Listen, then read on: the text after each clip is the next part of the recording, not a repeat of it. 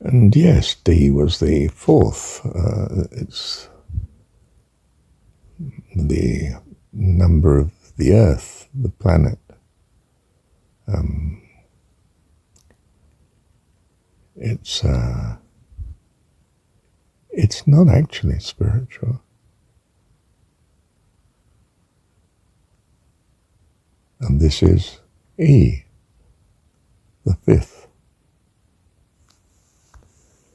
E sound is energy, energetic, every, equal. The sound E then, or the sound E. They're two different sounds, aren't they? In English we just use the same letter. But it's the fifth letter. It's what God adds to creation over and above. Over and above 4, you see, which is creation. Quite simply, it's spirit, it's life. Remembering that He's the giver of life, God of the living God. I'm come that you might have life and have it more abundantly, life eternal. Pure coincidence? No, I was conscious of it when I started on this very recording, this one, E. I was aware, I'm choosing the fifth. I'm adding to, if you like, I'm looking to God's perfection of the fourth. Do you see, it becomes not coincidence once you're conscious of it. And the writers may have been conscious of numerology.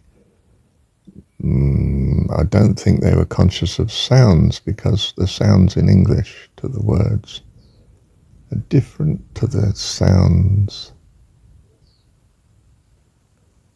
Well, different. We're using different words, so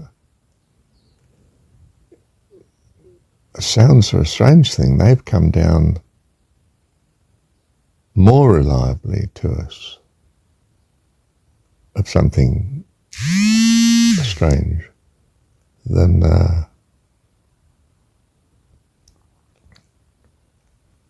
simply numerology.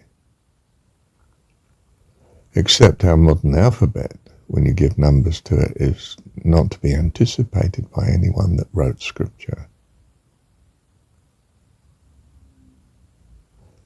The sounds that they used in their language may be in some sense primal and natural to the development of man, so that the aspirate sort of, or R sound,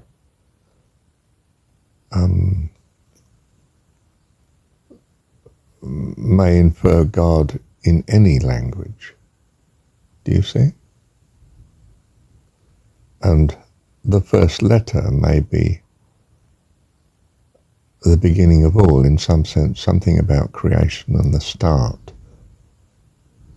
a God factor in some sense, in any language, whether it's A or Alpha or Aleph in the Hebrew. Do you see?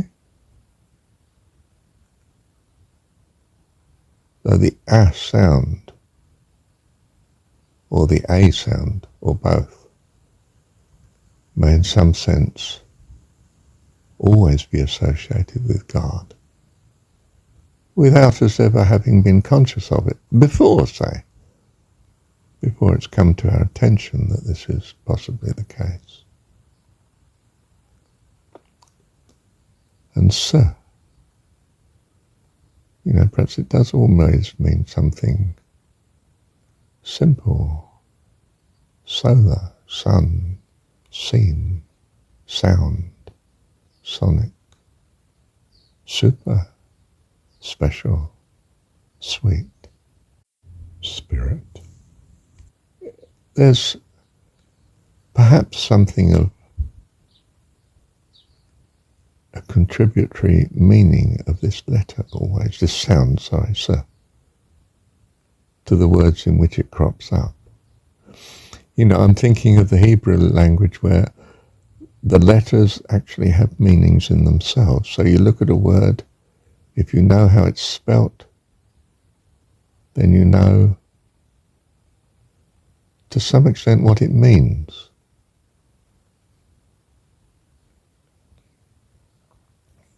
In fact, if you know how it sounds, if spelling and sounds are consistent with each other, you know what it means.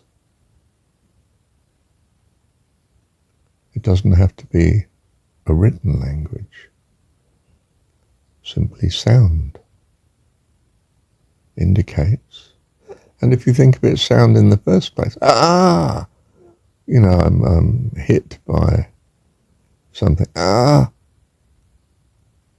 Your last word was something of God, an aspirate sound. The breath, has gone out of him perhaps for a moment. I don't know. I'm intrigued by it. But it's possibly a byroad. I'm not sure. It might help reliably indicate the hand of God, in which case it's of great value and assurance to us. It might not, in which case we're still left with uncertainty, which is perhaps where we're supposed to be, that we may have the freedom to come to love God, not because we are certain he exists, but because we want him to with our whole heart and being. Bless you, and you are blessed. Thank you, Heavenly